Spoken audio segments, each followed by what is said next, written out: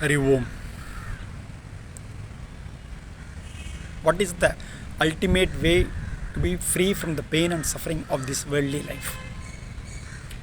Not to forget one's true nature, our true nature of Aham or I am, the Satchit, the existence consciousness, the presence of Bhagavan, the pure I, is the surest way to be free from the all kinds of issues, pain and suffering of this worldly life. We should remain focused on the presence of Bhagavan and not to leave our essential nature of being in the Sajasthiti. So, being in the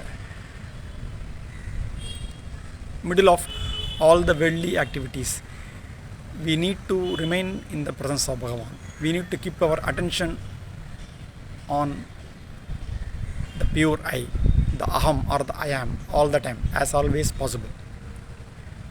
So even in the middle of all the worldly activities, if we can just keep our attention focused on the presence of Bhagavan, which is the pure I, then what happens is that by itself, naturally, we will remain unaffected by the pain and suffering of this worldly life. So how can we remain in the presence of Bhagavan or the pure I all the time? By keeping our attention on the pure I. How to keep our attention on the pure I? It is very simple. The most important thing here is that we should keep our peace. We shouldn't let our peace getting disturbed by whatever activities we may be engaged with in the worldly life. So the most important factor is we should never lose our peace of mind. So we generally lose our peace by the kind of thoughts we may be getting and the kind of thinking which happens when we generally react to thoughts. So the more thinking we have, the more chance one may lose the peace of mind. So what we need to do, we should avoid thinking altogether by not reacting to any unwanted thoughts. As and when any unwanted thoughts arise, at that very moment of time, we should immediately keep our focus or attention on the source of mind, which is the pure awareness, the presence of Bhagavan. So to the extent we keep our focus or the attention on the presence of Bhagavan, to that extent we will remain unaffected by whatever the issues or the suffering, the flow of thoughts may bring to us. So at any given point of time, whatever thoughts may arise, we should not let our mind to get into the actual information of the thoughts, the content of the thoughts, but instead we should keep our attention on the source of those thoughts. So as and when any thoughts arise, we keep our attention, we shift our attention from the thoughts content to the flow or the source of those chain of thoughts. So as and when any thoughts arise or a chain of thoughts may come to us, instead of keeping our focus on the particular thoughts content, we shift our attention to the source of those thoughts, which is the pure I, Aham. We can even call it as the Aham Vritti, the I thought. So the moment we shift our attention from the flow of thoughts to the Aham Vritti or the pure I, what happens is that our mind or the I thought returns to the source and the thoughts which has happened will subside. So by this practice of Mahayoga, all the time, as and when any thoughts arise, we gain the skill, our mind gains the ability to stay at the source, which is the pure I. and it loses the ability to wander away from the source. So, to the extent we remain in the pure I by not reacting to thoughts, by keeping our attention on the source of the thoughts, on the source of any rising thoughts as and when they arise, we immediately shift our attention to its source, which is the aham vritti or the pure I. I say pure I because the moment we shift our attention to the aham vritti or the I thought, then what happens is that the I thought will subside into the source. Then basically it is no longer the I thought, it is just the pure I. The essential nature of the I thought is only the pure I, self-awareness. Only when the I thought gets joined with any other thoughts, it becomes the ego, and then it starts wandering with the worldly objects. So the moment we don't react to a particular thought, the moment we shift our attention from a particular rising thought towards the aham vritti itself, then what happens is that the I thought or the mind will subside into its source of pure I or the presence of Bhagavan, and then the thought which had happened will go away by itself. So with the consistent practice of Mahayoga, the mind loses its skill to wander away or the strength to wander away on the worldly objects, and it gains strength to remain in the source of pure I or the presence of Bhagavan.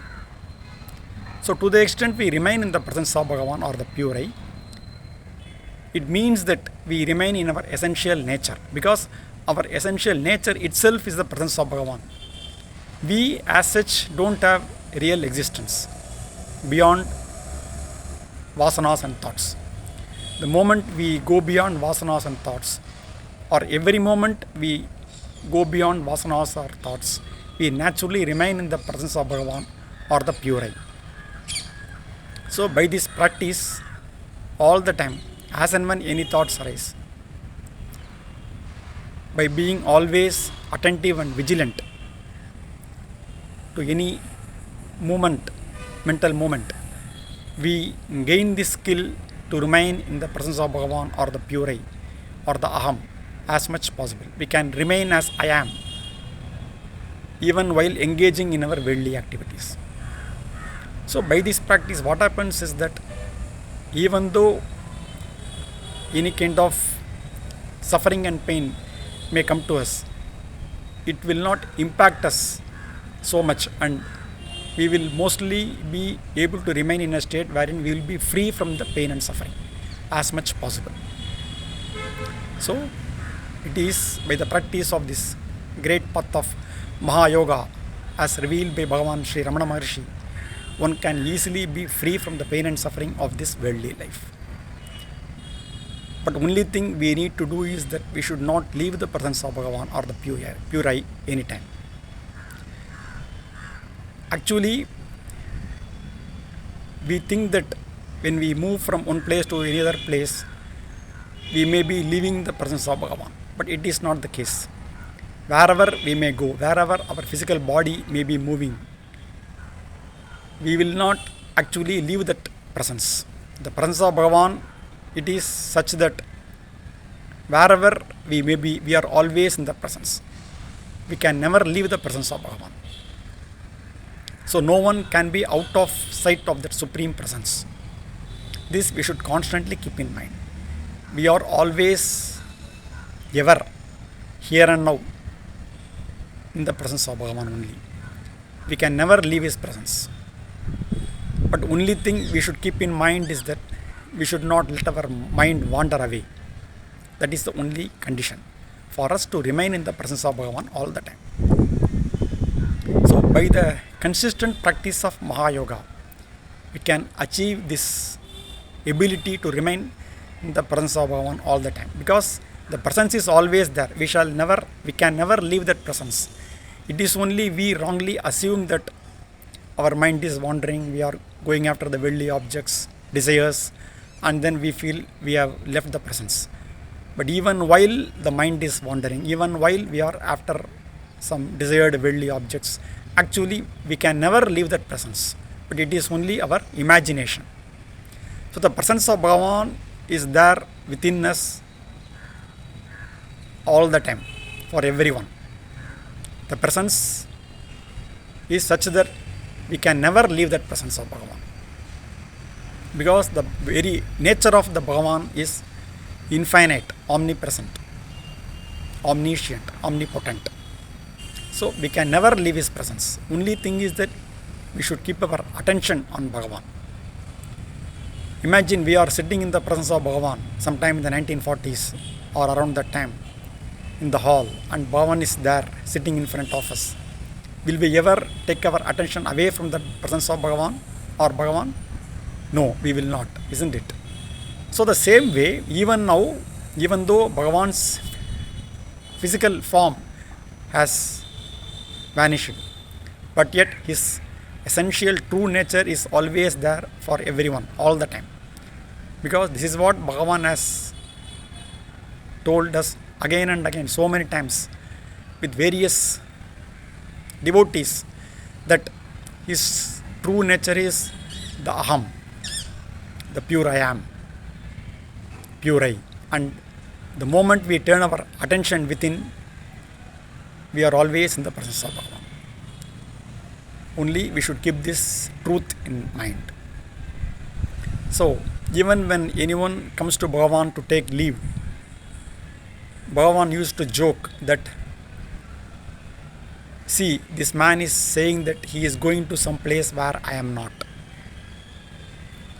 And Bhagavan always used to say that there is no time, place or distance for him. So he is beyond time and space, which means that whatever time, whatever space one may be moving around, one can never leave that presence. So that presence of Bhagavan is the ultimate reality, Nirguna Brahman, which is there always within us, shining as the pure eye, self-awareness. And by constantly keeping our attention on the presence of Bhagavan, the pure eye within, we shall always be in his presence, and we shall always be free from any kind of pain and suffering. Arunachala Shiva, Arunachala Shiva, Arunachala Shiva.